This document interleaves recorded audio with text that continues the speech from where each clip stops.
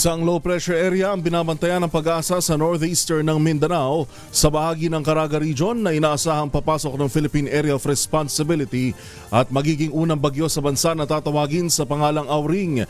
Ito'y kahit pa idineklara ng Pag-asa ang pagpasok ng panahon ng tagulan sa bansa. Huling namataan ng LPA sa layong 1,120 kilometro silangan ng Caraga Region at inaasahang papasok sa PAR sa susunod na 24 na oras. Ang trough o extension ng LPA ang magdadala ng mga pagulan sa Eastern Visayas at Caraga Region. Samantala patuloy namang makaaapekto ang southwest monsoon o habagat sa malaking bahagi ng bansa, partikular sa Palawan, Western Visayas at ilang bahagi ng Mindanao, kabilang ang Zamboanga Peninsula. May aasahan na nga ba tayong bagyo na darating ngayong linggo? Tatawagin na ba natin tong Auring? Kasama na natin si Sir Dan Villamil ng DOST Pag-asa. Sir Dan, magandang umaga. Yes po, good morning po Sir Yuel at sa ating mga taga-subaybay dito sa DZRH. Kaninang alas 2 ng umaga ay nakapasok na ng ating Philippine Area of Responsibility itong low pressure area na ating minomonitor. Latest location natin as of 3 p.m. ay nasa layong 945 kilometers silangan ng Eastern Visayas. Sa ngayon, maliit pa naman yung chance na nasabing bagyo nasabing low pressure area na magiging isang ganap na bagyo within the next 24 hours, pero hindi natin inaasahan or hindi natin tinatanggal yung posibilidad ng development sa mga susunod na araw.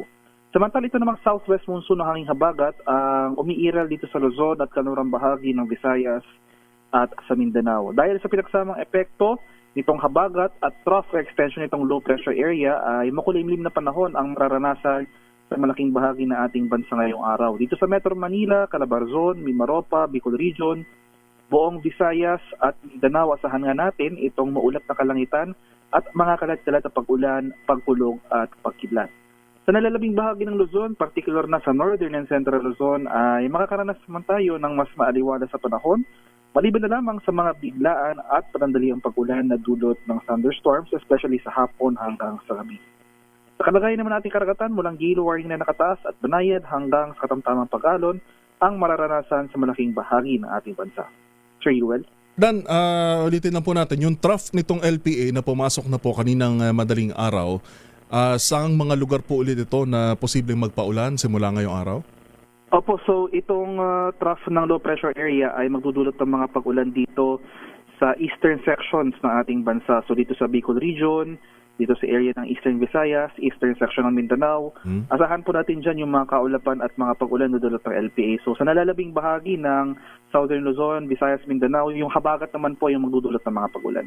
Inaasahan po ba natin, Sir Dan, yung formation na if ever, kung sakaling mang mabuo ito bilang isang bagyo, yung track nito dadaan sa mismong kalupaan natin? At least yung kailangan nating malaman, Sir Yuel, yung maging bagyo man or hindi, maglandfall man or hindi ito, inasahan natin magdudulot itong sama ng panahon ng mga pag-ulan dito sa silangang bahagi ng Luzon in particular. Pero as of now, base sa ating analysis, hindi naman natin nakikitaan pa sa ngayon ng direct landfall itong sama ng panahon sa anumang bahagi ng ating bansa. Yun nga po, low chance na maging bagyo for the next 24 hours, pero inasahan natin na bahagyang tataas yung chance na kumbaga sa mga sunod na araw.